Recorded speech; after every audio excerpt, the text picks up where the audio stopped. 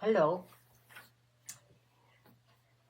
Well, the Israelites are dispersing throughout the land of Canaan, going to their own places, but God wants them to come back 3 times a year to the tabernacle so they don't forget Him and where they came from and what He has done for them. So they all dispersed and had judges.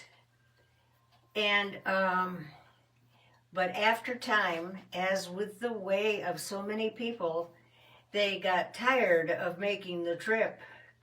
And they got tired of telling their children why they make the trip. And they just got tired of going. And they began to tolerate the little bit of evil that was still surrounding them. And that evil started to grow and grow. And because the Israelites were so tolerant and didn't say anything, and because they even were letting their children marry some of these people that were evil around them,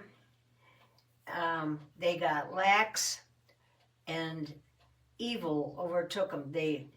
There were idol worshipers, and they didn't mind that. There's a lot of things they didn't care anymore. Not caring is a bad thing. But they had this one judge. His name was Ehud. Ehud. But Ehud loved the Lord. And these people said, we've gotten so lax. We need to get back to what we were.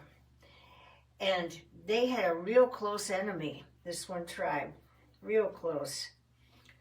And they were called, the evil people were called the Moabites. Oh, you remember the Moabites? Evil people. They all got their start when Joshua and his wife and kids ran out of Sodom and Gomorrah. And then Lot, remember that. When Lot ran out of Sodom and Gomorrah, he went up in the mountains, and he and his daughter committed incest, and they had a baby boy named Moab. Well, these people are the outgrowth of that disobedience to God, a wicked country. Well, Eglon was their king, wicked king. He was overtaking everything. So they had Ehud, I remember. They said, please go. We've been lax. We've been terrible. Please go and try and reason with this wicked king that is taking our children away from us. He's setting up idols in our land. So the judge went. And he loved the Lord very much. And he got to Eglon's best. Eglon. And he said, I would like to speak to you, King, but I want to speak to you alone. I don't want any of your servants in the room. I just want to speak to you alone on behalf of the Israelites. And the king said, sure, go ahead. And he sent all of his servants and whoever was in the room, he sent them out. Now what would you like to say to me? Well, so what the judge did is he stabbed him. He killed him in there. And it says in the scriptures, he went out a window and then over a porch, and he ran home back to his people. Well, that took care of the king.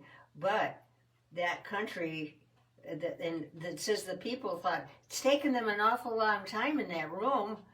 And when they went in, they found the king dead on the floor. Well, that really enraged him a lot. So there was a lot of animosity and war between these people. And across the tribes of Israel, people were getting tired of going back to God, going back to the tabernacle, going back to remembering all the things that God had did for them if they stayed close to the Lord.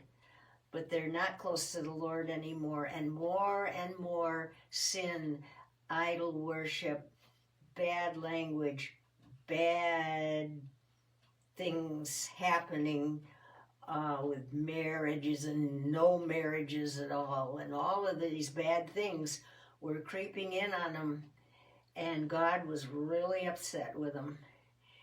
And so I'm going to leave it there right now, but you can see what happened to them, and I see a lot of that happening today in America, and it's sad. So I'm going to leave off there right now. Bye-bye.